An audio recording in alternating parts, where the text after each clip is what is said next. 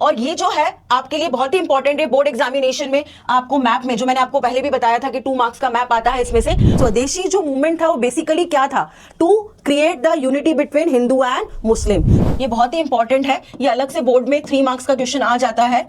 Describe the participation of the business class. Hello and welcome student, this is Sonia, your social science mentor. हमने बच्चों पिछले video में आपको nationalism in India का part 1 बताया था और आज मैं आपको नेशनलिज्म इन इंडिया पार्ट 2 बताने जा रही हूं। जैसा कि बच्चों पार्ट 1 में हमने देखा था कि कैसे गांधी जी के आने के बाद भारत में तरह तरह के बदलाव आए और हमने देखा कि जो फर्स्ट वर्ल्ड वॉर हुई, खिलाफत मूवमेंट हुआ, वो किस तरह से हुआ। तो बच्चों आज हम उसके आगे बढ़ने जा रहे हैं और ये सब जो आप मुझसे जुड़े हैं, ये हम किस माध्यम से जुड़े हैं? ये हम जुड़े हैं हाई प्रोफाइल के माध्यम से। हाई प्रोफाइल एक ऐसा माध्यम है जो आपको विविध प्रकार की जानकारी देता है और ये जो है आपके लिए बहुत ही इंपॉर्टेंट है बोर्ड एग्जामिनेशन में। आपको मैप में, जो मैंने आपको पहले भी बताया था कि 2 मार्क्स का मैप आता है इसमें से। बच्चों जैसा कि पिछले वीडियो में मैंने आपको बताया कि गांधी जी ने लॉर्ड इरविन को एक लेटर लिखा जिसमें उन्होंने 11 डिमांड्स लिखी और उन्होंने लॉर्ड इरविन को एक अल्टीमेटम दे दिया कि भाई साहब आपको हमारी डिमांड्स माननी पड़ेंगी, नहीं तो हम क्या करेंगे, एक बहुत बड़ा मूवमेंट लॉन्च करेंगे। और ऑब्वियस है लॉर्ड इरविन आसानी से तो मानने वाला था नहीं, उसने 11 डिमांड को रिजेक्ट कर दिया। तो बच्चों जो लॉर्ड इरविन था वो इरविन वॉज अनविलिंग, इरविन जो था वो अनविलिंग था टू नेगोशिएट।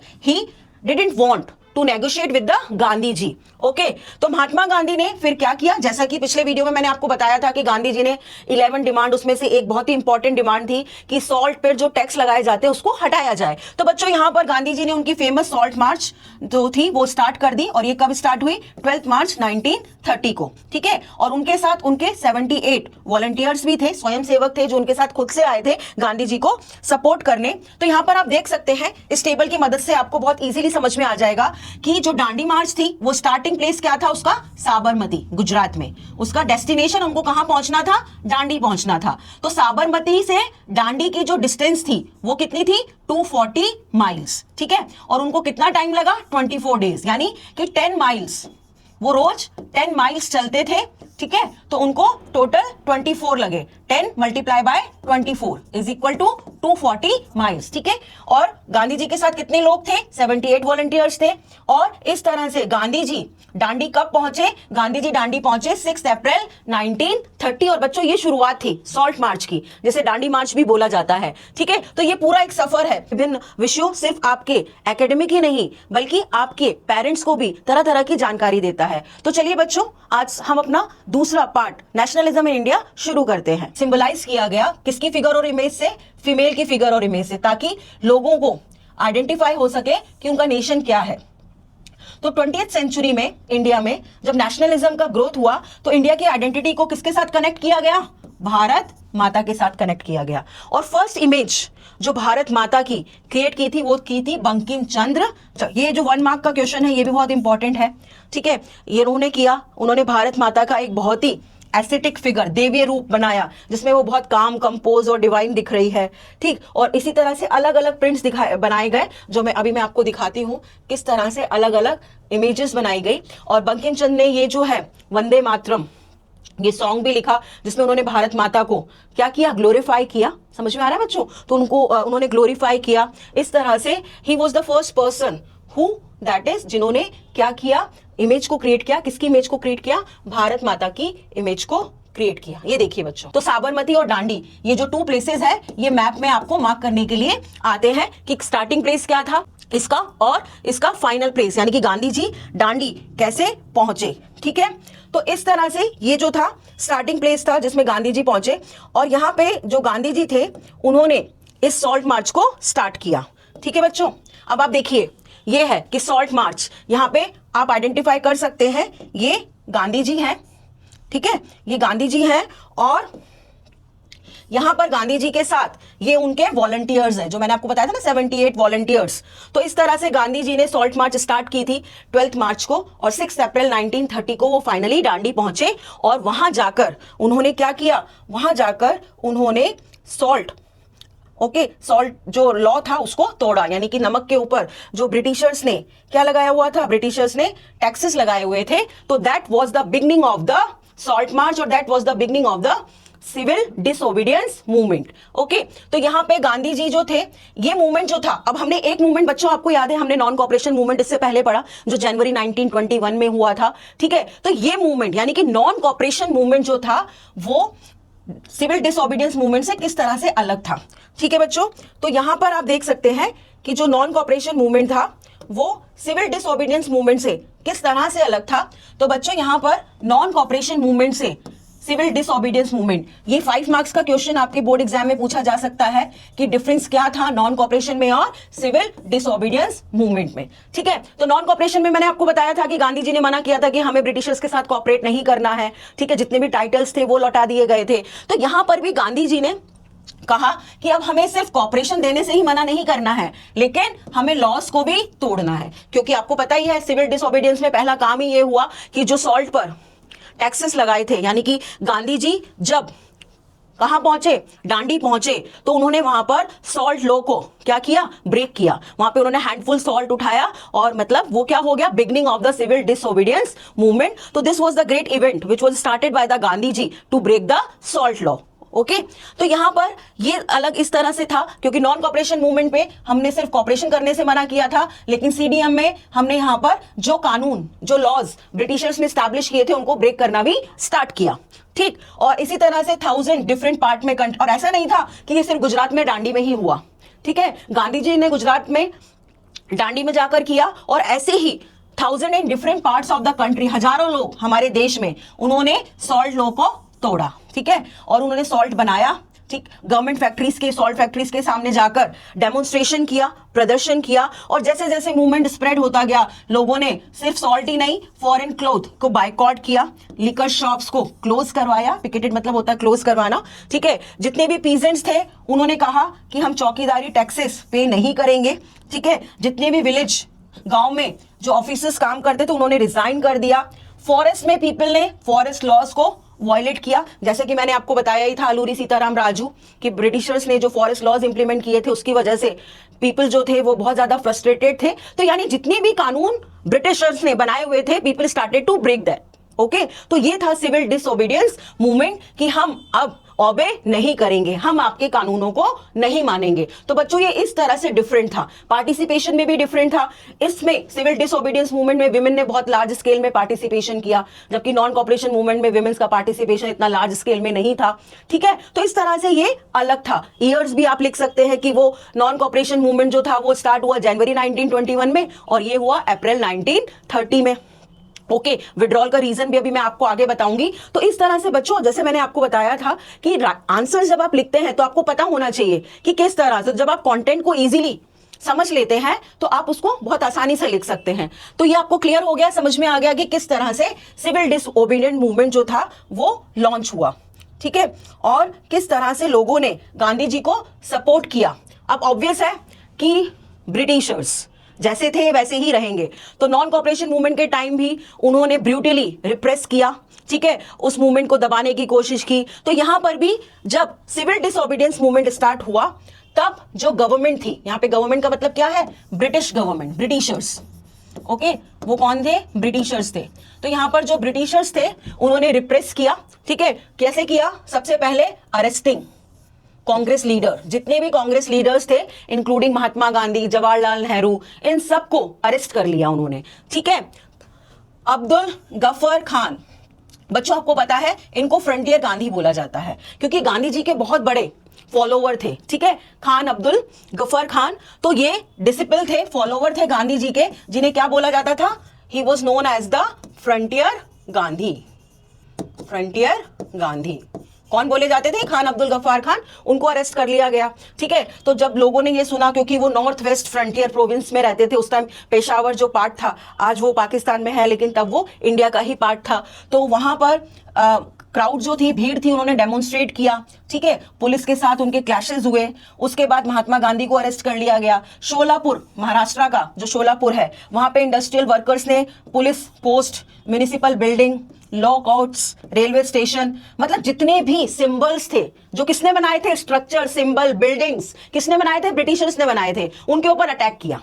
ठीक है, तो यहां पर उन पर अटैक किया। अब जो सत्याग्रही थे, जो पीसफुली डेमोन्स्ट्रेशन करते थे, बिकॉज गांधी जी का जो आइडिया था, मेथड था, मैं ऑलरेडी आपको बता चुकी हूं कि किस तरह से था, तो यहाँ पे वो बेचारे तो पीसफुली जा रहे होते थे, लेकिन पुलिस जो होती थी उनको बुरी तरह से पीटती थी, ठीक है, सिर्फ मैंस को ही नहीं, विमेन्स और चिल्ड्रन को भी। ओके, तो about 1 lakh people, okay, 1 lakh से ज्यादा लोगों को उन्होंने कहां डाल दिया, जेल में डाल दिया, दे वर अरेस्टेड। तो in this way these people were arrested, ये जितने भी लोग थे वो अरेस्ट हो गए। देखिए ये एक पिक्चर में डिपिक्ट किया गया है किस तरह से पीपल डेमोन्स्ट्रेट कर रहे हैं, और यहाँ पर इन यूनिफॉर्म में आप देख सकते हैं ये ब्रिटिशर पुलिस ऑफिसर्स हैं और वो कैसे लोगों को, ठीक है, ब्रूटली रिप्रेस कर रहे हैं। तो इस तरह से हम देख सकते हैं कि ब्रिटिश गवर्नमेंट ने भी इस मूवमेंट को रिप्रेस करने के लिए अलग अलग तरीके अपनाए, लोगों को जेल में डाल दिया, और ये मूवमेंट जो था ये भी फिर से वॉयलेंट होने लगा, बिकॉज ऑब्वियस है कि अगर आप पीसफुली भी जा रहे हैं और कोई आपके ऊपर डंडे बरसाएगा, आपको मारेगा, तो ऐसा तो नहीं हाँ भाई ठीक है ना, तो लोग भी अब बदले में क्या करने लगे, उनको मारने लगे। तो यहाँ पर गांधी जी फिर से बहुत ज्यादा निराश हो गए, गांधी जी वेरी डिसअपॉइंटेड, उनको लगा फिर से वॉयलेंस हो रहा है और इतने लोग जेल में हैं, पीपल अभी भी वही सब हो रहा है। तो फिर महात्मा गांधी ने ये डिसाइड किया कि इस मूवमेंट को हमें बंद कर देना चाहिए, क्योंकि गांधी जी बिल्कुल भी वॉयलेंस नहीं चाहते थे, लेकिन जैसे जैसे सिविल डिसओबीडियंस मूवमेंट ग्रो कर रहा था वैसे वैसे लोगों के क्लैशेस बहुत हो रहे थे, अननेसेसरी चिल्ड्रंस, विमेन को भी बुरी तरह से पीटा जा रहा था। तो ये सब देखकर गांधी जी ने क्या किया, गांधी जी ने क्या डिसाइड किया, to call off the movement. Okay, कौन सा मूवमेंट, सीडीएम, यानी कि सिविल डिसओबीडियंस मूवमेंट, ठीक। और फिर उन्होंने इरविन, यानी कि कौन थे Irwin, vice Roy of India, Lord Irwin, ठीक है, जिनको गांधी जी ने पहले लेटर लिखा था जनवरी 1930 में, बताया था मैंने आपको। तो यहां पर गांधी जी ने फिर इस मूवमेंट को, जो मूवमेंट 6 अप्रैल 1930 को स्टार्ट हुआ था, वो 5 मार्च 1931 को गांधी जी ने बंद कर दिया और एक agreement, pact means agreement, sign किया। एग्रीमेंट जो था वो गांधी जी और लॉर्ड इरविन के बीच में साइन हुआ था। इसमें गांधी जी ने कंसेंट दिया, अप्रूवल दिया कि वो सेकंड राउंड टेबल कॉन्फ्रेंस को अटेंड करेंगे। इससे पहले जो फर्स्ट राउंड टेबल कॉन्फ्रेंस का इन्विटेशन था वो इंडियन नेशनल कांग्रेस ने रिजेक्ट कर दिया था, मैंने आपको बताया था, ठीक है। तो यहां पर उन्होंने ये मतलब पैक्ट, जो एग्रीमेंट क्या हुआ, गांधी जी ने कहा ठीक है भाई, ठीक है, हम तैयार हैं, हम लंदन आएंगे, आपके साथ डिस्कस करेंगे, और उसके बदले में आपको क्या करना होगा, उसके बदले में जितने भी हमारे प्रिजनर्स हैं, जो 1 लाख से ज्यादा लोग आपने जेल में डाल दिए हैं, उन सबको आपको रिलीज करना होगा, उन सबको आपको छोड़ना होगा, ठीक है। तो ये एग्रीमेंट हुआ किसके बीच में, गांधी जी और लॉर्ड इरविन के बीच में, ठीक है। तो ये होता है 5 मार्च 1931 को एग्रीमेंट होता है, और दिसंबर 1931 में गांधी जी लंदन जाते हैं, क्या करने, to attend the second round table conference, है ना, गोलमेज सम्मेलन, जहां पर उनको डिस्कस करना था, ठीक है। लेकिन वहां पर कोई भी नेगोशिएशन, बातचीत सफल नहीं हो पाती है, क्योंकि जो ब्रिटिशर्स कह रहे हैं वो उनको ठीक नहीं लगता है। और इसमें बच्चों सिर्फ गांधी जी ही नहीं गए, जो अलग अलग डिफरेंट पार्टीज थी, कुछ रिप्रेजेंटेटिव मुस्लिम लीग के थे, दलित पार्टी के जो हेड थे डॉक्टर BR अम्बेडकर, वो भी गए थे। तो इस तरह से वहां पे जो भी बातचीत, नेगोशिएशन हो रही थी, जैसा ब्रिटिश चाहते थे वैसा इनको सही नहीं लग रहा था। तो ये जो राउंड टेबल कॉन्फ्रेंस अटेंड करने वो गए थे, लेकिन नेगोशिएशन जो थी वो सही नहीं बैठी, ब्रोक डाउन हो गई, और गांधी जी वहां से वापस लौटे बहुत ही डिसअपॉइंट होकर, बहुत ही निराश होकर, ठीक है। अब जब गांधी जी जैसे ही आते हैं तो उन्होंने देखा, अरे ये तो फिर से ब्रिटिशर्स, क्योंकि वो तो पूरी तरह से सुधरने वाले तो थे नहीं, ठीक है। उन्होंने वापस से इंडियंस के ऊपर वही अत्याचार करना शुरू कर दिया, उनको जेल में डालना शुरू कर दिया। तो गांधी जी जब तक इंडिया पहुंचे तो उन्होंने देखा कि जो ब्रिटिश गवर्नमेंट है उन्होंने एक new cycle of repression start कर दिया है। जितने भी इंपॉर्टेंट लीडर थे बच्चों, मैंने आपको बताया था, खान अब्दुल गफ्फार खान, जिन्हें क्या बोला जाता था, कमेंट बॉक्स में लिखिए, ठीक है, और जवाहरलाल नेहरू, इन सबको जेल में डाल दिया था। और तो और जो organisation Indian National Congress Britishers ने ही सेटअप की थी 1885 में, ताकि इंडियंस और उनके बीच में एक लिंक हो, है ना, उसी ऑर्गेनाइजेशन को उन्होंने इलीगल डिक्लेयर कर दिया, ठीक है।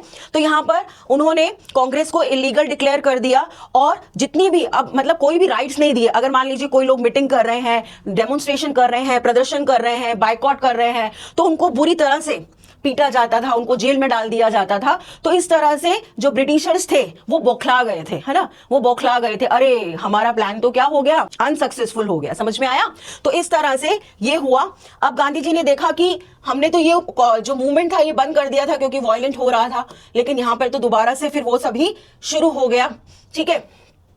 तो बाद में गांधी जी ने इसको दोबारा स्टार्ट किया, है ना, उन्हें लगा हमें दोबारा स्टार्ट करना चाहिए। लेकिन बच्चों अब ऑब्वियस है कि जब आप एक बार मूवमेंट को बंद कर देते हैं तो जो लोग उसमें पार्टिसिपेट कर रहे होते हैं, ठीक है, उनके उत्साह में कमी आ जाती है, वो डिसअपॉइंट हो जाते हैं। तो इस तरह से इसको दोबारा रीलॉन्च किया गांधी जी ने जब वो वापस आए 1932 में। लेकिन उसके बाद इस मूवमेंट को कोई मोमेंटम नहीं मिला, मतलब ये मूवमेंट जो था उतना ग्रोथ नहीं कर पाया। उसका रीजन क्या था वो अब हम डिस्कस करते हैं कि क्या कॉजेस थे, है ना, कि जो लोग थे, पीपल थे, हाउ पीपल सॉ सीडीएम यानी सिविल डिसओबीडियंस मूवमेंट को किस तरह से देखा। ठीक है बच्चों, जैसे कि मैंने आपको बताया था कि नॉन कॉपरेशन मूवमेंट में एक टाउन्स में स्प्रेड हुआ था, शहरों में, और सिटीज, टाउन्स एंड सिटीज शहरों में, और कंट्री साइड गांव में। तो यहां भी हम देखेंगे कि जो लोग थे उन्होंने कैसे पार्टिसिपेट किया, है ना। तो participation of the people, okay, यहां हम देख रहे हैं participation of the people in the CDM. Clear. अब सबसे पहले मूवमेंट कंट्री साइड में, यहां पे भी अब कंट्री साइड में, गांव में जो रिच पीजेंट कम्युनिटीज थी, यानी कि जो रिच फार्मर्स थे, जैसे कि फॉर एग्जाम्पल गुजरात में रिच फार्मर्स को बोला जाता था पाटीदार्स, ठीक है, उत्तर प्रदेश में बोला जाता था जाट्स। ये बहुत एक्टिव रहे मूवमेंट में। क्या अब ये एक्टिव क्यों रहे? क्योंकि आपको जैसे बच्चों मैंने बताया था कि 1930 में इकोनॉमिक डिप्रेशन हो गया था, क्रॉप के प्राइसेस जो थे वो बहुत फेल हो गए थे, गिर गए थे। उसकी वजह से उनको बहुत प्रॉब्लम हो रही थी कि वो किस तरह से रेवेन्यू मतलब टैक्सेस गवर्नमेंट को पे करे। तो उन्होंने इस होप में सिविल डिसओबीडियंस मूवमेंट को लॉन्च किया, अगर ये सक्सेसफुल हो जाता है तो हमें टैक्सेस नहीं देने पड़ेंगे। लेकिन जब गांधी जी ने इसे कॉल्ड ऑफ कर दिया मार्च 1931 में, तो वो बहुत ज्यादा डिसअपॉइंट हो गए। ठीक है, तो वो बहुत ज्यादा ट्रेड, क्योंकि वो ट्रेड डिप्रेशन इकोनॉमिक की वजह से रीजन ये था, उन्होंने पार्टिसिपेट किया और वो चाहते थे कि उनको नहीं पे करना है, ओके। लेकिन उन्होंने बहुत ही उससे उत्साह से पार्टिसिपेट किया। लेकिन फिर उसके बाद ऑब्वियस है कि आपको मैंने बताया था ना, आपको बच्चों याद है कि नॉन कॉपरेशन मूवमेंट में हर ग्रुप का एक अपना एस्पिरेशन था, अपनी विशेष थी, अपनी डिमांड थी। स्वराज का मतलब सबके लिए अलग था। तो यहां पर भी जब सिविल डिसओबीडियंस मूवमेंट स्टार्ट हुआ तो यहां भी हम देखेंगे जो पार्टिसिपेंट्स थे, जैसे जो रिच पीजेंट्स थे, तो कांग्रेस उनको सपोर्ट कर रही थी, उन्होंने पार्टिसिपेट भी किया। तो यहां पे उन्होंने क्यों पार्टिसिपेट किया? उनका मोटिव क्या था? उनका मोटिव ये था कि fight against high revenue demands, यानी कि जो बहुत ज्यादा ब्रिटिशर्स डिमांड कर रहे हैं कि आपको तो इतना टैक्स देना पड़ेगा, है ना, आपको तो 20% टैक्स देना पड़ेगा, 25% टैक्स देना पड़ेगा टोटल एग्रीकल्चर प्रोडक्शन में। लेकिन ऑलरेडी क्रॉप फेलियर हो गया था, फसल इतनी अच्छी हो नहीं रही थी, तो कैसे टैक्स पे करते? तो यहां पे उन्होंने इसीलिए पार्टिसिपेट किया था। लेकिन जब गांधी जी ने इसे कॉल्ड ऑफ कर दिया, बंद कर दिया, तो वो बहुत ज्यादा डिसअपॉइंटेड हो गए और उन्होंने फिर जब रीलॉन्च हुआ, यानी दोबारा से रीलॉन्च हुआ, तो उतने उत्साह से उसमें पार्टिसिपेट नहीं किया। ठीक है, अब हम बात कर रहे थे रिच पीजेंट्स की। उसके बाद हम देखते हैं कि पुअर पीजेंट्स, यानी कि जो स्मॉल, बहुत ही गरीब किसान थे। ठीक है, ये मूवमेंट जो था उन्होंने भी किया। लेकिन यहां पर क्या था? अब देखिए, कांग्रेस के सामने दुविधा थी। अगर वो रिच पीजेंट्स को सपोर्ट कर रही है तो ऑटोमेटिकली वो किसके अगेंस्ट हो जाती है? पुअर पीजेंट्स के, क्योंकि जो स्मॉल फार्मर्स होते हैं वो एज ए टेनेंट्स, है ना, एज ए लेबर उनके यहाँ काम करते हैं। तो अब यहाँ पे कांग्रेस के सामने यही दुविधा थी। पुअर पीजेंट्स ने यहाँ पार्टिसिपेट तो किया, बट उनको लग रहा था कि कांग्रेस हमारे साथ नहीं, क्योंकि यहाँ पर जो रिच पीजेंट्स हैं और जो पुअर पीजेंट्स हैं, इनके जो गोल्स हैं, इनके जो उद्देश्य है, एक दूसरे को क्या करते हैं? कॉन्फ्लिक्ट करते हैं, ओवरलैप करते हैं। समझ में आया? तो यहां पे जो पुअर पीजेंट्स थे, दे वर नॉट जस्ट इंटरेस्टेड, वो इसमें इंटरेस्ट नहीं थे। किसके इंटरेस्ट में? जो रिच पीजेंट की डिमांड थी। क्या डिमांड थी? कि रेवेन्यू को कम किया जाए। ठीक है, वो ये नहीं चाहते थे। अब यहां पे मैंने आपको बताया ना, डेवलपमेंट गोल्स कॉन्फ्लिक्ट कर रहे हैं। तो पुअर पीजेंट इसमें इंटरेस्ट नहीं ले रहे थे कि रेवेन्यू कम किया जाए। वो क्या चाहते थे? डिक्रीज द रेंट कम किया जाए। भाई हमसे जो आप रेंट लेते हो, एज ए टेनेंट हम काम करते हैं, आप जो रेंट लेते हो उसे कम करके दिखाइए। ठीक है, तो यहाँ पे दोनों के गोल्स क्या हो गए? कॉन्फ्लिक्टिंग हो गए। ठीक, तो यहाँ पे जैसे जैसे इकोनॉमिक डिप्रेशन कंटिन्यू चलता रहा, लोगों की इनकम जो थी वो ड्विंडल्ड, बहुत कम होती रही। जितने भी स्मॉल टेनेंट्स थे उनको बहुत डिफिकल्टी हो रही थी रेंट पे करने में। तो उन्होंने बहुत सारे मूवमेंट लॉन्च किए, बट मैंने जैसे आपको बताया, इंडियन नेशनल कांग्रेस विलिंग नहीं थी, और करती भी कैसे? एक को सपोर्ट कर रही है तो जो उसके अपोजिशन में है, जो उसके विरोध में है, उसको सपोर्ट नहीं कर सकती है। तो यहां पर उन्होंने variety of radical movement launch किए, बट जो किसने लॉन्च किए थे? सोशलिस्ट एंड कम्युनिस्ट ने। तो उस टाइम सरदार वल्लभ भाई पटेल, ओके, ये ऐसे लीडर्स थे जिन्होंने सोशलिस्ट पार्टी फॉर्म की थी, कम्युनिस्ट पार्टी भी, क्योंकि इंडियन नेशनल कांग्रेस ही नहीं, उसके अलावा भी हमारे कंट्री में बहुत सारी दूसरी पार्टीज भी थी, पर इंडियन नेशनल कांग्रेस एक बहुत बड़ी पार्टी थी जिसकी लीडरशिप में हमारा फ्रीडम स्ट्रगल मूवमेंट चल रहा था। तो ये जो पुअर पीजेंट्स थे, इन्होंने सोशलिस्ट और कम्युनिस्ट को ज्वाइन किया। ठीक है बच्चों, और कांग्रेस वॉज अनविलिंग अब सपोर्ट नहीं कर सकती थी इनके कौन से कैंपेन में, नो रेंट कैंपेन। ठीक है, तो रिलेशन जो थे कांग्रेस और पीजेंट्स के बीच में, कांग्रेस और पीजेंट्स के बीच में वो बहुत अनसर्टन हो गए। ऑब्वियस था कि अगर आप किसी एक अपोजिट पार्टी को सपोर्ट कर रहे हो तो आप दूसरी पार्टी को सपोर्ट नहीं कर सकते। तो इस तरह से ये पार्टिसिपेशन था पुअर पीजेंट्स का, कि पुअर पीजेंट ने पार्टिसिपेट तो किया बट कांग्रेस उनको सपोर्ट नहीं कर पा रही थी, क्योंकि कांग्रेस ऑलरेडी किसको सपोर्ट कर रही थी, रिच उसको। ठीक है, अब जो नेक्स्ट ग्रुप था जिसने सिविल डिसओबीडियंस मूवमेंट में पार्टिसिपेट किया, और ये वो थे बिजनेस क्लास। ओके, तो ये जो बिजनेस क्लास थे इन द सीडीएम, है ना, सिविल डिसओबीडियंस मूवमेंट में किस तरह से पार्टिसिपेट किया। ठीक है, तो जो पार्टिसिपेशन था बिजनेस क्लास का, जैसे कि फर्स्ट वर्ल्ड वॉर, यानी जब फर्स्ट वर्ल्ड वॉर चल रहा था, गांधी जी आए, नॉन कॉपरेशन मूवमेंट हुआ। ठीक है, उस टाइम इंडियन मर्चेंट्स को ह्यूज प्रॉफिट हुआ। क्यों हुआ? क्योंकि हमने बायकॉट किया था। तो वो वही चाहते थे कि हमें प्रोटेक्शन मिले, किसके अगेंस्ट, इंपोर्ट, यानी फॉरेन से जो गुड आता है उससे क्या होता था, विदेश से जो चीजें आती थी उससे कंपटीशन बहुत ज्यादा बढ़ जाता था। ठीक है, तो उसकी वजह से उनका यानी कि जो रुपीस और जो स्टर्लिंग, ये करेंसी का नेम है जो ब्रिटेन में चलती थी, तो वो चाहते थे कि ये जो उसका एक्सचेंज रेशियो है उसको कम किया जाए, है ना। तो वो हमसे सस्ते में खरीदते थे और वहां महंगे में बेचते थे। तो इस तरह से हमारे भारतीय यानी इंडियन बिजनेसमैन थे, उनको नुकसान हो रहा था। तो उनका मेन इंटरेस्ट ये था, इसलिए उन्होंने क्या किया, ये एज ए 1 मार्क क्वेश्चन बच्चों याद कर लेना बहुत अच्छे से, कि 2 ऑर्गेनाइजेशन फॉर्म हुई थी। एक हुई थी Indian industrial and commercial Congress, ठीक है, और दूसरी थी federation of the Indian chamber of commerce and industry. तो 1920 में उन्होंने 2 ऑर्गेनाइजेशन बनाए दैट, जो बहुत ही इंपॉर्टेंट थे। किस लिए इंपॉर्टेंट थे? दे वर इंपॉर्टेंट लाइक दैट कि इस तरह से वो उसको क्या कर सकते थे, इस तरह से वो अपने बिजनेस इंटरेस्ट को प्रोटेक्ट कर सकते थे। तो this was the very easy way, ये बहुत ही आसान तरीका था, ये बहुत ही इंपॉर्टेंट है। ये अलग से बोर्ड में 3 मार्क्स का क्वेश्चन आ जाता है, describe the participation of the business class. तो ये जो एसोसिएशंस थे इसमें, यानी कि ये जो फिकी फॉर्म हुआ था, है ना, federation of Indian commerce and industry, इसका शॉर्ट फॉर्म होता है दैट इज द फिकी।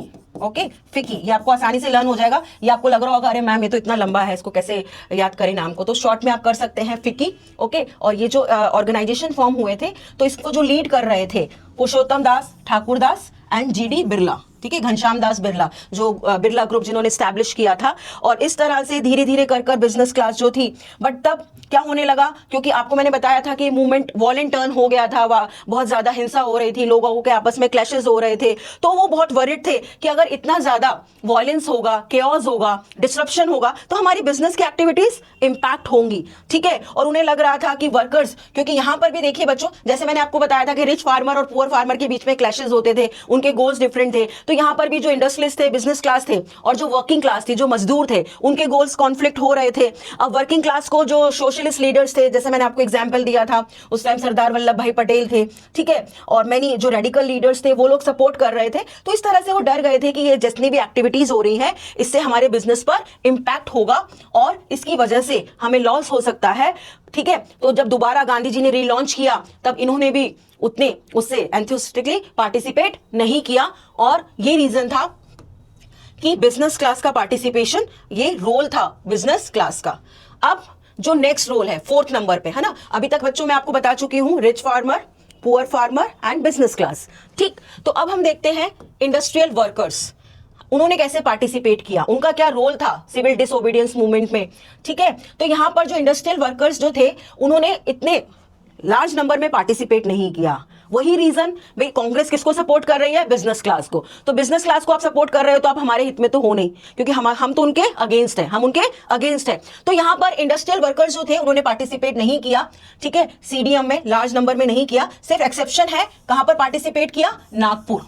ठीक है, महाराष्ट्र में जो नागपुर है, क्लियर। और रीजन मैंने आपको बता दिया, क्योंकि इंडस्ट्रियलिस्ट ज्यादा कांग्रेस के करीब थे, तो ये अलग हो गए कि भाई हम तो आपसे दूर ही अच्छे हैं, क्योंकि जो हमारे ओपोनेंट्स हैं आप उनके पास हो, उनके इंटरेस्ट को प्रोटेक्ट कर रहे हैं, तो हमारे कैसे कर सकते हो भाई, ये तो हो नहीं सकता। ठीक है, लेकिन नागपुर में कुछ ऐसे वर्कर्स थे जो गांधी जी से बहुत इंस्पायर थे। ठीक है, तो यहां पर उन्होंने क्या किया, उन्होंने कैसे पार्टिसिपेट किया, उन्होंने फॉरेन गुड्स को बायकॉट किया, उन्होंने लो वेजेस के अगेंस्ट, ठीक है, पुअर वर्किंग कंडीशंस के अगेंस्ट, बिकॉज आपको पता है कि इंडस्ट्रीज में, फैक्ट्रीज में वर्किंग आवर्स बहुत लॉन्ग होते थे, वेजेस बहुत कम मिलते थे।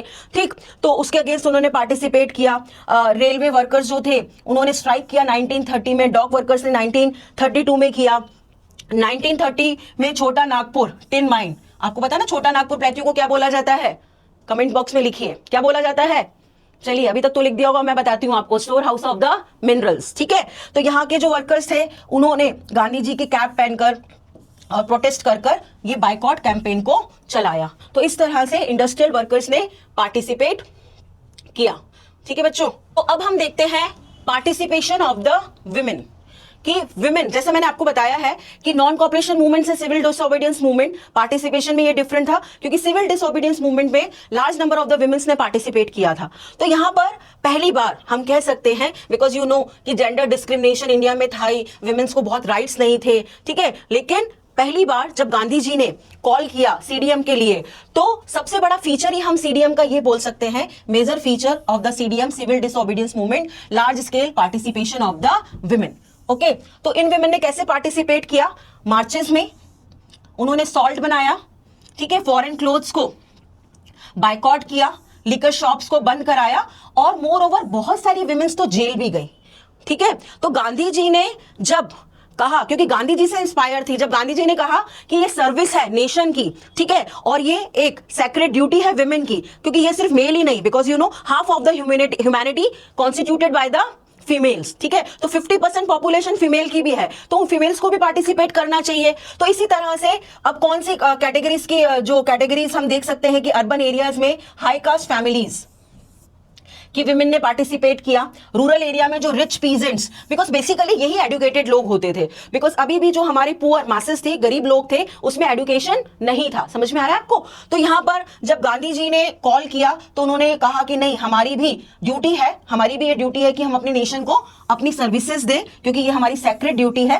ठीक है, और गांधी जी जो थे वो ये चाहते थे, लेकिन आपको पता है कि जेंडर डिस्क्रिमिनेशन इंडिया में इतना है, और हम पॉलिटिकल साइंस में भी देखेंगे, और तब तो बहुत ज्यादा था, अब तो काफी कंडीशन इंप्रूव हो गई है। तो उस टाइम जो थे बहुत सारे लीडर्स थे कांग्रेस के, वो नहीं चाहते थे कि विमेन्स इसमें पार्टिसिपेट करें या पॉलिटिकल डेवलपमेंट के लिए आए। उन्होंने कहा सिर्फ हाँ ठीक है, सिंबॉलिक प्रेजेंस होनी चाहिए कि दिखाने के लिए, ठीक है कि हम जेंडर इक्वालिटी में बिलीव करते हैं, बट विमेन्स को इतना पार्टिसिपेट नहीं करना चाहिए। तो गांधी जी को भी जो दूसरे कांग्रेस लीडर्स थे उन्होंने कन्विंस किया। क्या कन्विंस किया?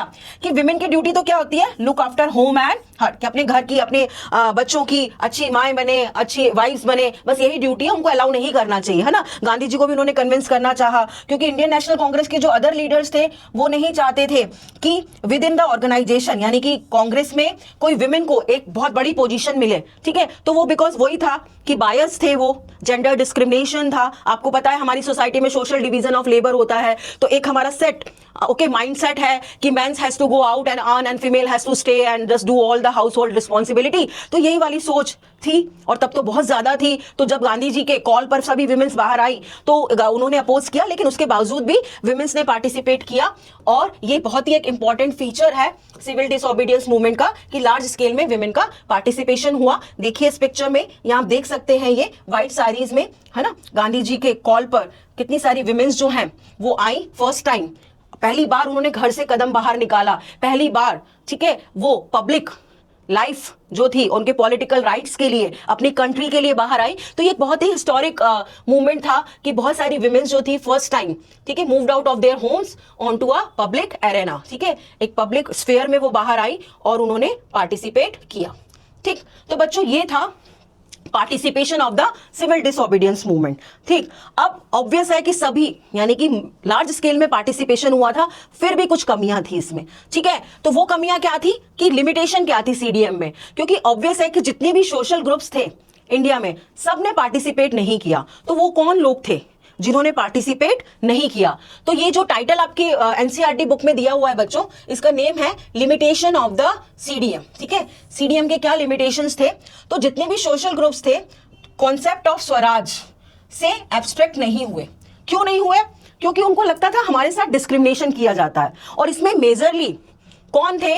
एक फर्स्ट ग्रुप तो थे अनटचेबल्स, जिन्हें हम क्या बोलते हैं? Dalits, schedule caste people, okay, marginalised, बहुत सारे नाम हैं जो इन्हें दिए गए हैं। तो यहां पर जो अनटचेबल्स लोग थे, जो अपने आप को दलित और ऑप्रेस्ड बोलते थे, वो इस स्वराज के आइडिया से, ठीक है, क्योंकि उन्हें लगता था हमारे साथ तो तब भी डिस्क्रिमिनेशन किया जाएगा, क्योंकि इंडिया में आपको पता है जो कास्ट डिस्क्रिमिनेशन है वो बहुत डीप रूटेड है। ठीक है, तो जो हायर कास्ट थी वो लोअर कास्ट को बहुत ज्यादा डिस्क्रिमिनेट करती थी। ठीक है, तो यहां पर भी जो कांग्रेस थी उन्होंने दलित्स को इग्नोर किया। क्यों इग्नोर किया?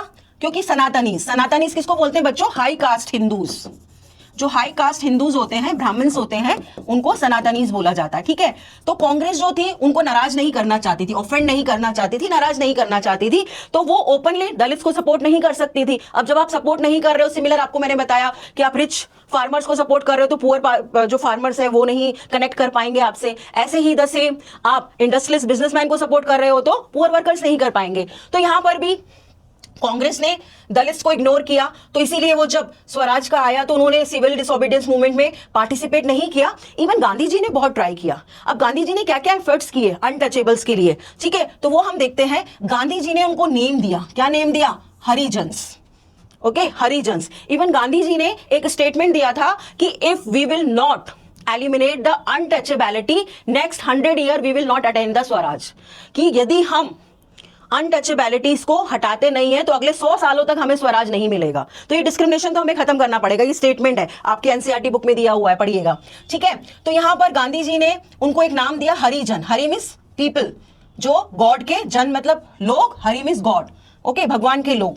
तो उन्होंने उनके लिए सत्याग्रह भी ऑर्गेनाइज किया। उन्होंने कहा कि इनको भी टेम्पल्स में एंट्रीज मिलनी चाहिए। जो पब्लिक स्फेयर है, जैसे पब्लिक वेल्स हैं, टैंक्स हैं, रोड्स हैं, स्कूल हैं, उसमें उनकी एंट्री क्या होती थी? दैट इज रिस्ट्रिक्टेड होती थी, वो अलाउड नहीं होते थे, क्योंकि जैसा मैंने आपको बताया जो हाई कास्ट हिंदूज थे वो अलाउ नहीं करते थे, ठीक है, उनके लिए एक अलग से एरिया होता था। और इवन गांधी जी ने उनके काम को डिग्निफाई करने के लिए, पहचान दिलाने के लिए क्या किया? उन्होंने अपने जो टॉयलेट था वो खुद से साफ करते थे ताकि वो डिग्निफाई कर सके, ठीक है, दलित्स के वर्क को, स्वीपर्स के वर्क को। और उन्होंने अपर कास्ट से भी कहा कि आपको अनटचेबिलिटी क्या है? एक सिन, पाप है भाई, आप इसे त्यागिए, छोड़िए, ये अच्छी बात नहीं है। भगवान ने सभी इंसान एक जैसे बनाए हैं, ठीक है। तो यहां पर आकर हम रिलीजन, कास्ट और इसमें उनको डिवाइड कर देते हैं। तो जब दलित्स ने देखा, लेकिन ये सिर्फ गांधी जी के पॉइंट ऑफ व्यू था, इंडियन नेशनल कांग्रेस के जितने भी मेंबर्स थे वो उनको सपोर्ट नहीं कर रहे थे। उन्हें लगा भाई अपनी मदद हमें खुद ही करनी पड़ेगी। तो उसके लिए उन्होंने क्या किया बच्चों? उन्होंने अपने आप को ऑर्गेनाइज किया, ओके, ऑर्गेनाइजेशन बनाया, और उन्होंने डिमांड किया कि हमें तो रिजर्वेशन चाहिए, रिजर्व सीट्स चाहिए। किसमें चाहिए? यूनिवर्सिटीज में चाहिए। Separate electorate, separate electorate, electorate मतलब वोट, ठीक है। तो उनको लगता है कि हमें एक अलग से हमारा कॉन्स्टिट्यूंसी होनी चाहिए जहां पर हम ही वोटर हो और हमारे ही कैंडिडेट्स हो, ठीक है, ताकि हम अपने लोगों को legislative as a member of the legislative council, जिन्हें आज आप एमपीज बोलते हैं, एमएलएज बोलते हैं, ठीक है, तो उस टाइम जो मेंबर्स ऑफ लेजिस्लेटिव काउंसिल है हम उसको इलेक्ट करें। तो इस तरह से दलित्स ने अपने आप को ऑर्गेनाइज किया। और उनके जो लीडर थे, यानी कि ये जो दलित्स को ऑर्गेनाइज करने वाले लीडर थे, वो कौन थे? वो थे doctor BR Ambedkar, doctor Bhimrao Ambedkar, ठीक है। उन्होंने एसोसिएशन बनाया। ये बहुत ही इंपॉर्टेंट क्वेश्चन है, 1 मार्क का, रिपीटेडली बोर्ड एग्जाम में पूछा जाता है, ठीक है। तो which organisation formed by the doctor BR Ambedkar? तो that was the depressed class association in the 1930। और जैसा मैंने आपको बताया ही था, सेकंड राउंड टेबल कॉन्फ्रेंस में ये भी गए थे, गांधी जी के साथ इनके क्लैशेस भी हुए। क्यों क्लैशेस हुए इनके बीच में? क्योंकि BR अम्बेडकर ने कहा कि हमें तो सेपरेट इलेक्टोरेट्स चाहिए, सिर्फ कॉन्स्टिट्यूंसी रिजर्व नहीं चाहिए, हमें हमारे वोटर भी सेपरेट होने चाहिए। तो गांधी जी ने कहा इस तरह से आज आप डिमांड कर रहे हो, कल दूसरे डिमांड करेंगे, तो इंडिया तो क्या हो जाएगा? डिवाइड हो जाएगा। हम इंडिया को यूनाइट करना चाह रहे हैं और इसकी वजह से इंडिया डिवाइड हो जाएगा, ठीक है। तो यहां पर जब BR अम्बेडकर ने डिमांड किया कि हमें तो सेपरेट इलेक्टोरेट्स चाहिए दलित्स के लिए, और ब्रिटिशर्स को तो क्या था, उनको तो मजा आता था, आपको मैंने बताया था डिवाइड एंड रूल पॉलिसी थी उनके लिए, तो यही सही था कि हाँ भाई ठीक है, हमें तो यही करना है, ठीक है। तो ब्रिटिश गवर्नमेंट जो थी वो अम्बेडकर की डिमांड को मानना चाहती थी, लेकिन गांधी जी ने क्या किया? गांधी जी ने अनशन कर दिया, फास्ट अनटू डेथ, अमरण अनशन। आपको पता है गांधी जी बहुत दिन बिना खाए पिए अनशन पर बैठ जाते थे अपनी बात को मनवाने के लिए, क्योंकि कॉन्स्टिट्यूशनल मीन्स ही यूज करते थे, वॉयलेंस वो चाहते नहीं थे, ठीक है। और उनको गांधी जी कहते थे कि अगर सेपरेट इलेक्टोरेट्स होगा तो इससे हमारी सोसाइटी जो इंटीग्रेशन प्रोसेस है वो क्या हो जाएगा? स्लो हो जाएगा, धीमा पड़ जाएगा, है ना। फिर हर कोई इसके बाद मांगेगा, डिमांड करेगा।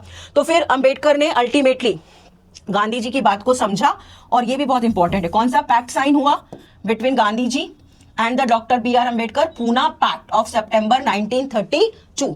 तो बच्चों ये भी बहुत इंपॉर्टेंट है, मैंने स्टार बना दिया है। मेरे स्टार का मतलब होता है बोर्ड एग्जाम से के पॉइंट ऑफ व्यू से बहुत इंपॉर्टेंट, इसको आप अलग से नोट कर लीजिएगा, ठीक है। तो पूना पैक्ट ऑफ सितंबर 1932 इसको इंट्रोड्यूस किया गया, और यहाँ पर दलित जो थे उनको रिजर्व सीट्स दे दी गई, है ना, रिजर्व कॉन्स्टिट्यूंसी दी गई, सेपरेट इलेक्टोरेट नहीं दिया गया। तो बच्चों इसमें कंफ्यूज नहीं होना है। रिजर्व सीट्स आज भी आपको पता है इंडियन कॉन्स्टिट्यूशन ने एसटी और एससी कैंडिडेट्स के लिए कुछ कॉन्स्टिट्यूंसीज को, है ना, ज्योग्राफिकल एरिया जो इलेक्शन पर्पस के लिए क्रिएट किया जाता है, जिसे आप निर्वाचन क्षेत्र बोलते हैं, वो आरक्षित किए हुए हैं, रिजर्व किए हुए हैं। तो उस टाइम भी दलित्स को इस पूना पैक्ट का, यानी पैक्ट मतलब एक एग्रीमेंट हुआ, और इस एग्रीमेंट के अकॉर्डिंग क्या हुआ, इस एग्रीमेंट में गांधी जी ने एक्सेप्ट किया, है ना, बी.आर. अम्बेडकर ने सेपरेट इलेक्टोरेट की डिमांड को कहा चलो ठीक है, हमें नहीं चाहिए सेपरेट वोटर्स जो होंगे वो जर्नल होंगे, है ना, सब लोग वोट करेंगे, उसमें ये नहीं कि दलित ही दलित को वोट देगा। समझ में आया बच्चों? तो यहां पर उन्होंने दलित्स को रिजर्व सीट्स दी, रिजर्व कॉन्स्टिट्यूंसी दी प्रोविंशियल और सेंट्रल लेजिस्लेटिव काउंसिल में, ठीक है, लेकिन उनको वोट कौन करेंगे, जर्नल इलेक्टोरेट। इलेक्टोरेट मतलब वोटर्स, सेपरेट इलेक्टोरेट्स नहीं, वोटर्स कॉमनर होंगे, लेकिन जो कैंडिडेट होंगे पर्टिकुलर एरिया से, उसमें सिर्फ एससी और एसटी कैंडिडेट ही इलेक्शन को कॉन्टेस्ट कर सकते हैं। तो इस तरह से ये जो क्लैशेस हो रहे थे between Mahatma Gandhi and B R. Ambedkar, इसको सॉल्व किया गया। ठीक, अब ये तो बात हुई दलित्स की कि दलित्स ने पार्टिसिपेट नहीं किया। अब दूसरा ग्रुप क्या था? दूसरा ग्रुप था मुस्लिम लीग। ठीक है, जैसे आपको पता है एक पॉलिटिकल पार्टी इंडिया में वो भी थी जो मुस्लिम्स को रिप्रेजेंट करती थी, द मुस्लिम लीग। ओके, इस पिक्चर में आप देख सकते हो कि यहाँ पर मोहम्मद अली जिन्ना, है ना, महात्मा गांधी और जवाहरलाल नेहरू के साथ हैं। तो यहाँ पर जो मुस्लिम्स थे उन्होंने सिविल डिसओबीडियंस मूवमेंट में पार्टिसिपेट नहीं किया। अब उसका रीजन भी वही सेम था। कांग्रेस किसके साथ क्लोज थी? सनातनीस के साथ, हाई कास्ट हिंदूज के साथ, ब्राह्मण्स के साथ। तो मुस्लिम्स को लगता था कि हमारे इंटरेस्ट तो ये प्रोटेक्ट करेंगे नहीं, तो वो अपने आप को अलग समझने लगे। ठीक है, तो जब नॉन कॉपरेशन मूवमेंट में, जैसा मैंने आपको बताया था, खिलाफत मूवमेंट, उस टाइम तो मुस्लिम और हिंदूज यूनाइटेडली उन्होंने ये मूवमेंट लीड किया था, क्योंकि आपको बताया था जो खिलाफत यानी कि जो खलीफा था टर्की का, ऑटोमन एम्पायर का, उसके ऊपर हार्श ट्रीटी इंपोज कर दी थी, तो उसको अपोज करने के लिए नॉन कॉपरेशन और खिलाफत को मर्ज किया गया था, है ना। लेकिन उसके बाद जब ये डिक्लाइन हो गया, यानी नॉन कॉपरेशन मूवमेंट बंद हो गया, तो large section of Muslims felt alienated from the Congress, वो कांग्रेस से अलग हो गए। ठीक है, और ये चीज हमें मिड 1920s में, यानी 1925-28 तक आते आते विजिबल होने लगी। क्लियर? तो जैसे कि कांग्रेस जो थी, हिंदू महासभा, हिंदू रिलीजियस यानी कि जो हाई कास्ट हिंदूज थे उनका एक ग्रुप था हिंदू महासभा, ठीक, और मुस्लिम लीग जो था वो मुस्लिम्स का ग्रुप था। ठीक, तो अब हिंदूज और मुस्लिम्स के बीच में जो रिलेशंस थे धीरे धीरे कर खराब होते जा रहे थे। ओके, और काफी सारी जगह रॉइट्स होते थे, दंगे होते थे, उनके बीच में क्लैशेस होते थे, और हर दंगे से जो दूरी थी वो बढ़ती जा रही थी। मतलब Muslim could not connect with the Indian National Congress, they feel very aloof. Okay, and this gap is widening by each and every, right, okay, two communities के बीच में। तो फिर जो पार्टिसिपेशन था मुस्लिम्स का वो इसमें इतना नहीं हुआ। ठीक, और यहां पे मुस्लिम्स की जो डिमांड थी, क्योंकि मुस्लिम्स ने कहा अगर आप चाहते हो कि हम पार्टिसिपेट करें, हम आपको सपोर्ट करें, ठीक, तो फिर 1927 में, जैसे मैंने आपको बताया, मिड 1920s में उनके बीच में जो क्लैशेस थे, जो डिस्टेंस था वो ज्यादा होने लगा। तो यहाँ पे कांग्रेस और मुस्लिम लीग ने एफर्ट भी किया, ऐसा नहीं कोशिश नहीं की और सीधे डिमांड कर दिया उन्होंने कि नहीं हमें तो सेपरेट नेशन चाहिए अपने लिए, ऐसा नहीं हुआ। कोशिश की गई लेकिन वो कोशिश सक्सेसफुल नहीं हुई। ठीक है, उसका रीजन क्या था? यहां पर जो कांग्रेस और मुस्लिम लीग थे उन्होंने एफर्ट्स किए कि हम नेगोशिएट करें, रीनेगोशिएट करें, दोबारा से सोच विचार करें, एक अलायंस बनाएं। ठीक है, लेकिन ये जो यूनिटी थी ये नहीं हो पाई। रीजन था, यहां पर मुस्लिम ने डिमांड किया, उनका जो सबसे इंपॉर्टेंट क्वेश्चन था, सबसे इंपॉर्टेंट फेयर था कि फ्यूचर में, भविष्य में जब इंडिया फ्री हो जाएगा तो उनको कितने % रिप्रेजेंटेशन मिलेगा, कितनी सीट्स मिलेंगी। ठीक है बच्चों, और यहां पर मोहम्मद अली जिन्ना जो थे वो भी सेपरेट इलेक्टोरेट, वोटर्स सेपरेट चाहते थे मुस्लिम कैंडिडेट्स के लिए, जैसे बी.आर. अम्बेडकर थे। ठीक, तो Mohammad Ali Jinnah was willing to demand for the separate voters for the Muslim. ठीक है, वो चाहते थे कि उनके लिए रिजर्व सीट्स हो सेंट्रल असेंबली में। ठीक है, और मोर ओवर वो चाहते थे जो बंगाल और पंजाब यानी कि ईस्ट एंड द वेस्ट, यहां पर मेजोरिटी ऑफ द पॉपुलेशन मुस्लिम की थी, तो ये चाहते थे, उन्होंने डिमांड किया कि हमारे पास पूरी पावर होनी चाहिए, क्योंकि इन 2 प्रोविंसेस में हमारे पास सबसे ज्यादा पॉपुलेशन है। ठीक है, तो कोशिश की गई, सभी पार्टी कॉन्फ्रेंस, एक मीटिंग बुलाई गई 1928 में कि हम इस इशू को रिजॉल्व करें। कौन सा इशू? कि रिप्रेजेंटेशन, क्वेश्चन जो मार्क मैंने लगाया है, कितना मिलेगा उनको फ्यूचर में, उनको कितनी रिजर्व सीट्स मिलेंगी बंगाल और पंजाब में। ठीक है, उनको कंट्रोल मिलेगा या नहीं मिलेगा। तो इन सभी क्वेश्चंस के आंसर फाइंड आउट करने के लिए ऑल पार्टी कॉन्फ्रेंस ऑर्गेनाइज की गई 1928 में, लेकिन ये फ्रूटफुल नहीं हुआ। ठीक है, क्यों? क्योंकि वहां पर हिंदू महासभा ने स्ट्रांगली अपोज किया, जिसमें के लीडर कौन थे? M.R. जायकर।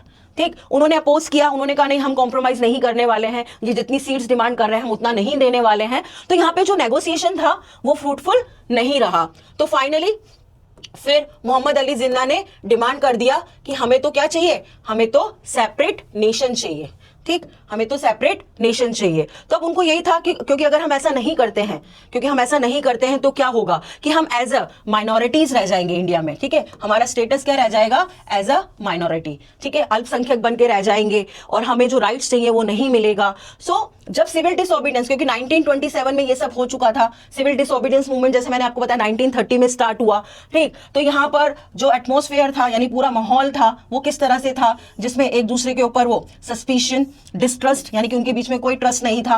वो लोग सोच रहे थे, वो कांग्रेस से अपने आप को अलग मानने लगे। ठीक है, और उन्होंने कहा कि नहीं, कांग्रेस ने जब बोला कि सबको यूनाइटेड स्ट्रगल करना है यानी सीडीएम हम करने जा रहे हैं, तो मुस्लिम्स ने पार्टिसिपेट नहीं किया। तो ये कॉज था और उनको लगता था, और इसका रीजन बेसिकली मेजर यही था कि जो उनका कल्चर है, जो उनकी आइडेंटिटी है वो सबमर्ज हो जाएगी, क्योंकि इंडिया में मेजोरिटी कम्युनिटीज क्या थी, हिंदूज थी।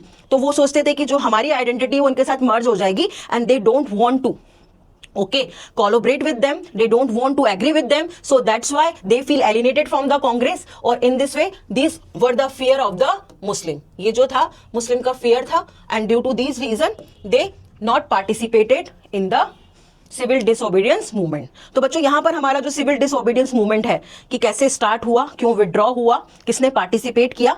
अब जो हमारा लास्ट टॉपिक है इस चैप्टर का वो क्या है, सेंस ऑफ कलेक्टिव बिलोंगिंग।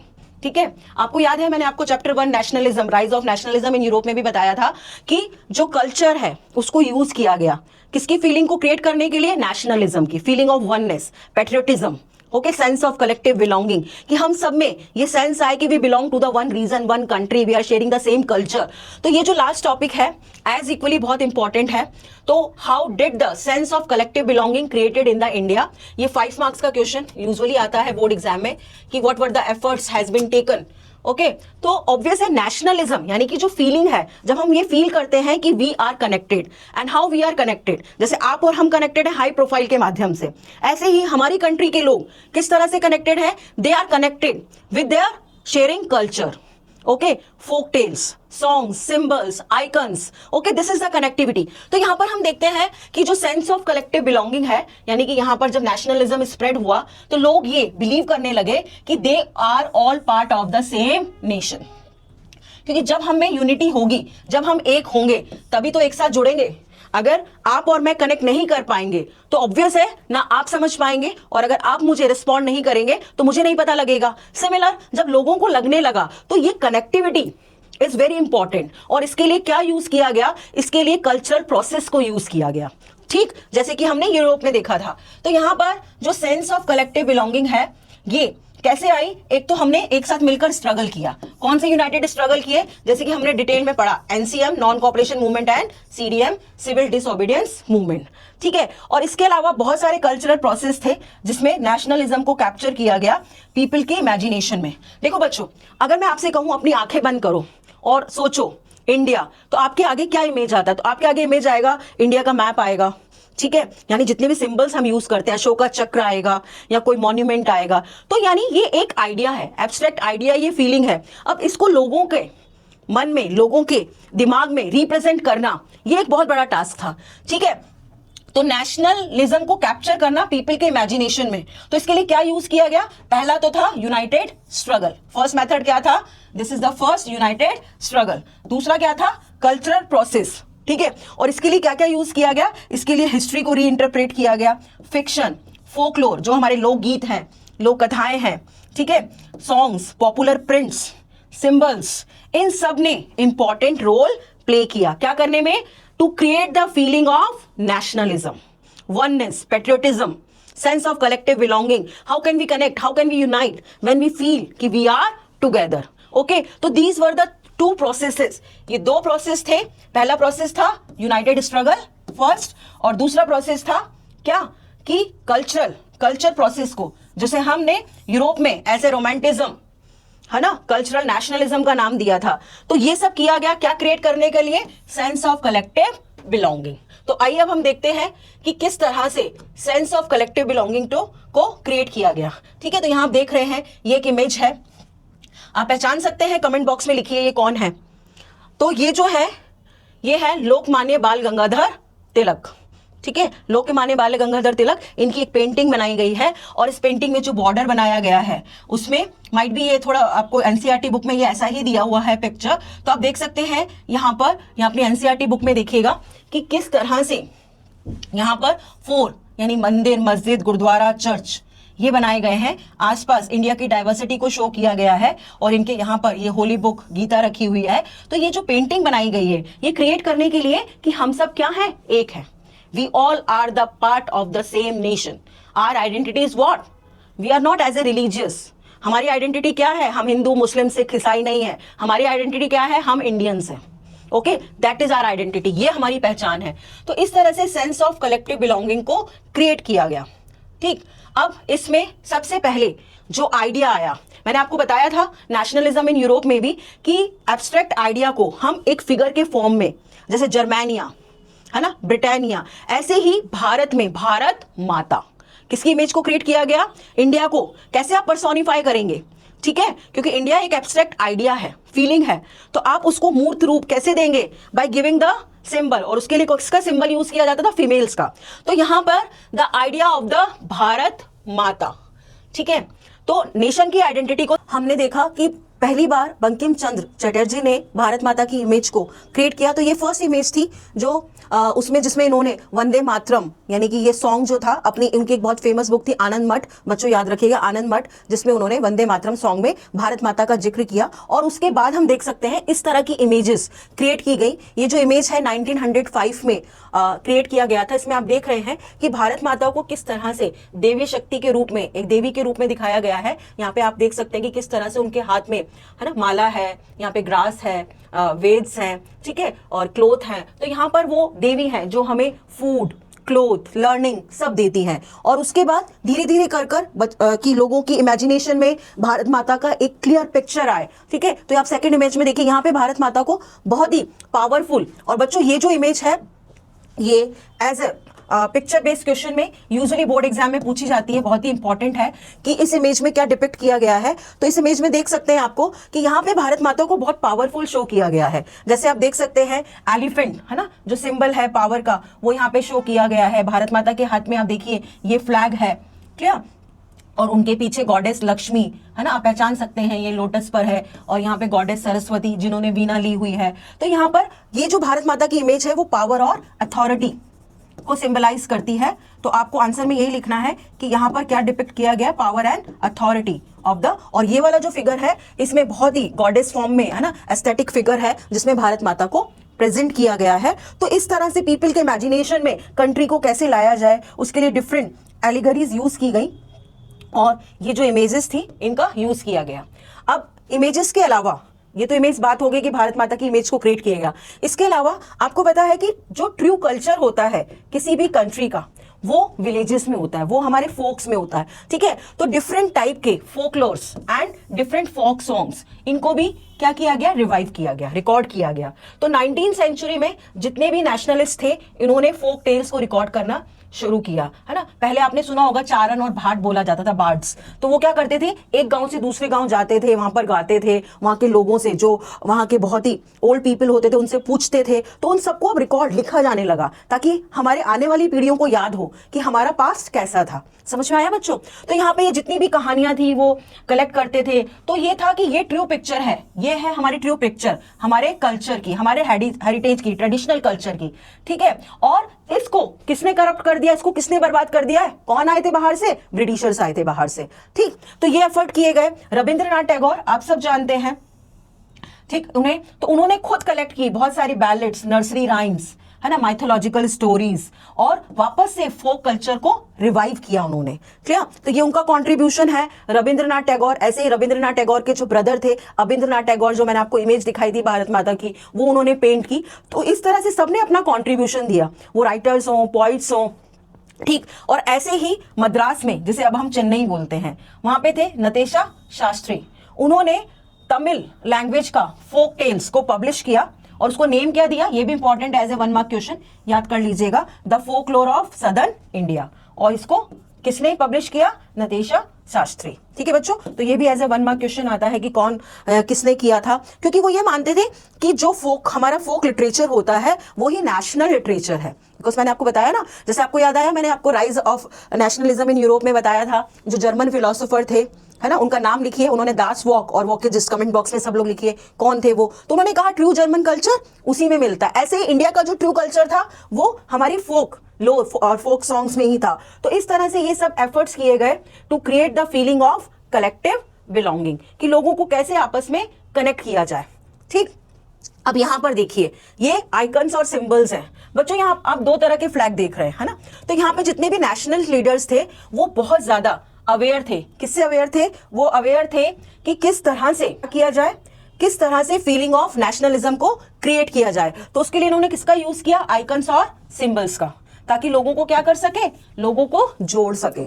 ठीक है, तो यहां पर जैसे कि 2 फ्लैग डिजाइन हुए, मतलब during our freedom struggle movement 2 flag design हुए। ठीक है, ये वाला जो फ्लैग है ये है स्वदेशी फ्लैग, इसे बहुत ध्यान से समझिएगा आप। ठीक है, ये है स्वदेशी फ्लैग जो 1905 में जब ब्रिटिशर्स ने बंगाल का पार्टीशन कर दिया था तब डिजाइन किया गया था। और ये है स्वराज फ्लैग जो गांधी जी ने खुद डिजाइन किया था 1920 में during the non cooperation movement.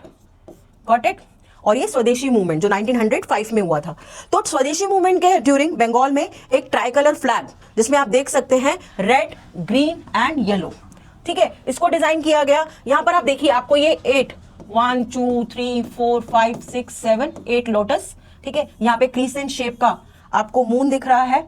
ठीक, क्रीसेंट शेप का मून है और यहाँ सन है। तो यहाँ पर बिकॉज स्वदेशी जो मूवमेंट था वो बेसिकली क्या था, to create the unity between Hindu and Muslim, क्योंकि ब्रिटिशर्स ने बंगाल को डिवाइड कर दिया था। उन्होंने कहा, उनका रीजन उन्होंने ये दिया, लेकिन हाथी के दांत खाने के और दिखाने के और। तो ब्रिटिशर्स ने बोला कि बंगाल इतना बड़ा प्रोविंस है, हम एडमिनिस्ट्रेशन प्रॉपर रन नहीं कर पाते, इसलिए हम उसको डिवाइड कर रहे हैं ईस्ट बंगाल और वेस्ट बंगाल में। ठीक है, बट एक्चुअल रीजन ये था, वो हिंदू और मुस्लिम्स के बीच में क्या करना चाहते थे, डिवाइड करना, डिवीजन करना चाहते थे, क्योंकि जो ईस्ट बंगाल था वहां पे मुस्लिम मेजोरिटी ज्यादा थी और वेस्ट बंगाल में हिंदू मेजोरिटी ज्यादा थी। ठीक है, और वही बाद में चलकर क्या बना, ईस्ट पाकिस्तान, और अब हम उसको किस नाम से जानते हैं बच्चों, बांग्लादेश। समझ में आया आपको। तो अब इवन वो जो है हम उसको वेस्ट बंगाल बोलते हैं, जबकि वो ईस्ट में है इंडिया के। तो आपको रीजन समझ में आया। तो ये जो गेम था उन्होंने तभी खेला था। तो यहां पर जो मेन पर्पस था इस फ्लैग को डिजाइन करने का, to maintain Hindu and Muslim unity. तो लोटस जो है वो हिंदुइज्म को सिंबलाइज करता है, और जो क्रीसेंट शेप मून है ये मुस्लिम्स उनको सिंबलाइज करता है, इसलिए ये बनाया गया, रिप्रेजेंट किया गया। उधर सन रिप्रेजेंट किया गया, और जब भी मूवमेंट यानी लोग निकलते थे तो वो इसी फ्लैग को होल्ड कर निकलते थे ड्यूरिंग द स्वदेशी मूवमेंट। ठीक, और ये जो स्वराज फ्लैग है इसमें आप देख सकते हैं व्हाइट, ग्रीन एंड येलो, ये 3 कलर यूज किए गए। इसके बीच में आप ये चरखा देखिए, जो चरखा था आपको पता है गांधी जी सेल्फ हेल्प के आइडिया को हमेशा प्रमोट करते थे।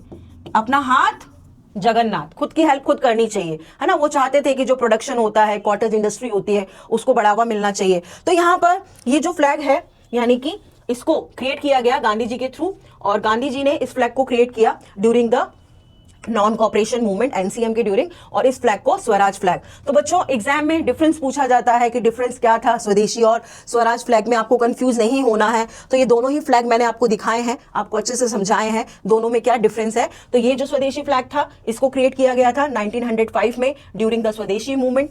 क्लियर।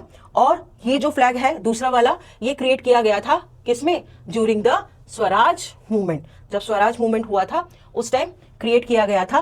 तो इस तरह से आइकन्स का, सिंबल्स का यूज किया गया, क्या करने के लिए, टू क्रिएट द यूनिटी। ठीक है, और इसके अलावा सेंस ऑफ कलेक्टिव बिलोंगिंग के लिए जो हमारा पास्ट है, जैसे कि मैंने आपको बताया ना हमारा एक बहुत ही रिच कल्चरल हेरिटेज था। तो जो हमारी हिस्ट्री थी, जैसे कि आपको जानते हैं बच्चों कि 15th सेंचुरी तक इंडिया, इवन 17th सेंचुरी तक हम कह सकते हैं, इंडिया को सोने की चिड़िया बोला जाता था। मतलब इंडिया की इकोनॉमी जो थी वर्ल्ड में लीड कर रही थी, चाइना और इंडिया। समझ में आया आपको? तो जो हमारी हिस्ट्री है, जो हमारा पास्ट है, ग्लोरियस पास्ट था, हमारा हेरिटेज था, तो उसको बाहर से जो लोग आए उन्होंने पूरी तरह से क्या कर दिया, तबाह कर दिया। तो उसको वापस से इंटरप्रेट किया गया, क्योंकि ब्रिटिशर्स तो हमें अनसिविलाइज कहते थे, ये लोग असभ्य है, इनको कुछ नहीं आता है। तो वापस से हमारी हिस्ट्री को रिवाइव करना, और उसकी वजह से क्या हुआ, फीलिंग ऑफ द नेशनलिज्म। तो देखिए कि हिस्ट्री की हेल्प से री इंटरप्रिटेशन करना, दोबारा से अपनी हिस्ट्री को रिवाइव करना, ठीक है। तो end of the 19th century में इंडिया में जो लोग थे, उन्होंने अपने आप को सेंस ऑफ प्राइड कि हम कहीं से भी इंफीरियर नहीं है भाई, हम कमजोर नहीं है, ठीक है। तो उन्होंने अपनी हिस्ट्री में, क्योंकि आपको पता है कि इंडिया ने वर्ल्ड को कितना कंट्रीब्यूट किया है, वो डेसिमल सिस्टम हो, वो हमारे वेद्स हो, पुराण हो, हमारा आर्ट एंड आर्किटेक्चर हो, तो बहुत बड़ा कंट्रीब्यूशन है। उसे लोगों को बताया गया कि हम कहीं से भी पिछड़े हुए नहीं है, ठीक है। तो ब्रिटिशर्स जो थे वो इंडियन को बैकवर्ड और प्रिमिटिव, ओल्ड, है ना, और कहते थे कि आप लोग अपने आप को गवर्न नहीं कर सकते, आप में पॉलिटिकल इतनी समझ ही नहीं है कि आप अपना देश चला सके। तो इंडियंस ने अपने पास्ट को देखा, लुकिंग इनटू द पास्ट, और क्या डिस्कवर किया, हमारे ग्रेट अचीवमेंट्स। वही जो अचीवमेंट मैंने अभी आपको बताया कि वो डेसिमल सिस्टम हो, वो एस्ट्रोलॉजी में हो, वो आर्किटेक्चर में हो, सब में इंडिया का एक कंट्रीब्यूशन है, हमारे वेदास, पुराणास। तो ये सब जो ग्लोरियस डेवलपमेंट हुए थे एंशिएंट टाइम में, आर्ट, आर्किटेक्चर, साइंस में, मैथ्स में, religion, culture, law, philosophy, craft, trade, ठीक है, ये सब फ्लरिश कहां हुए थे, इंडिया में। तो इंडिया जो था पूरे वर्ल्ड में सबसे रिचेस्ट था, 1/4, 25% जो वर्ल्ड का वेल्थ था वो इंडिया में था, ठीक है। तो इस तरह से इसको रिवाइव किया गया, लोगों को बताया गया। नेशनलिस्ट जो थे उन्होंने हिस्ट्री के थ्रू लोगों को ये बताया कि हमें प्राइड होना चाहिए, हमें गर्व होना चाहिए कि हम क्या हैं, हम भारतीय हैं, ओके। तो that we should make proud to ourselves कि we are Indian and we have to struggle with created the means together। और इस तरह से जो ब्रिटिशर्स थे इनको हमें अपने देश से बाहर निकालना है। तो इस तरह से हिस्ट्री को रीइंटरप्रेट किया गया और आइकन्स और सिंबल्स क्रिएट किए गए। तो बच्चों ये सब किया गया क्या करने के लिए, the sense of collective belonging, ठीक। और इसके बाद फाइनली फिर गांधी जी ने 1942 में क्विट इंडिया मूवमेंट लॉन्च किया, अंग्रेजों भारत छोड़ो इसका नारा दिया, है ना। ये मुंबई से स्टार्ट हुआ 9 अगस्त 1942 में, जिसमें हजारों संख्या में सभी लोगों ने पार्टिसिपेट किया। और फाइनली 15 अगस्त 1947 को इंडिया क्या हो गया, इंडिपेंडेंट हो गया। तो बच्चों ये जो हमारा पूरा चैप्टर है नेशनलिज्म इन इंडिया। तो हम मिलते हैं नेक्स्ट चैप्टर जो हम करेंगे अब, chapter number 3, the making of the global world. Okay बच्चों, तो stay happy and stay that is fit, all the best, thank you. ठीक है बच्चों, ये वो लोग थे जिन्होंने, इंडस्ट्रियलिस्ट थे बड़े बड़े, और जैसे मैंने आपको बताया था कि जब नॉन कॉपरेशन मूवमेंट स्टार्ट हुआ था, तो नॉन कॉपरेशन मूवमेंट के टाइम जितने भी हमारी कंट्री में बिजनेस क्लास पीपल थे उनको बहुत ज्यादा फायदा हुआ था। क्यों, हमने फॉरेन गुड्स का बायकॉट किया था, ठीक है। तो अब जब दोबारा से गांधी जी ने सिविल डिसोबीडियंस मूवमेंट को लॉन्च किया तो इनको लगा अरे भाई ये तो बहुत अच्छी बात है ना, अब हमें दोबारा से जो प्रॉफिट हुआ था फिर से होगा। तो यहाँ पर जो पार्टिसिपेशन है किसका, बिजनेस क्लास का,